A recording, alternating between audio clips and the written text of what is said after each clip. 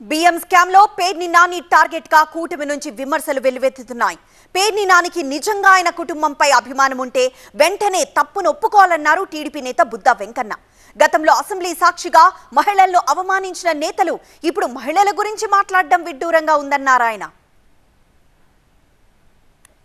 నువ్వు ఇప్పుడు కూడా భార్య మీద ఏమాత్రం ప్రేమ ఉంటే నా భార్యని ఏం తెలియదు నేనే కాగితం మీద సంతకాన్ని పెట్టించి ఆ పేరు మీద గోడౌన్ పెట్టి ఆ గోడౌన్లో బియ్యం పెట్టి ఆ గోడౌన్లో ఉన్నటువంటి 7,500 బస్తాలు దోచుకుంది నేనే అని ప్రెస్ ముందుకు వచ్చి చెప్పి ప్రజలకు సమాధానం చెప్పు. భార్య మీద ఏమాత్రం ప్రేమన్నా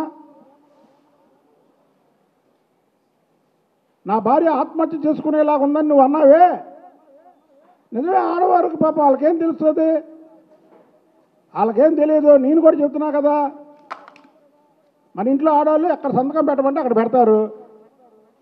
అలాగే నువ్వు ఆవిని మోసగించావు, మోసగించి సంతకం పెట్టించి ఆవిని ముద్దాయి చేసింది నువ్వా మా ప్రభుత్వమా? దీనికి కరెక్ట్గా సమాధానం చెప్పు.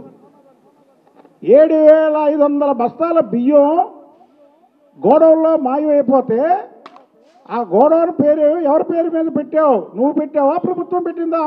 జయసుధ గారి పేరు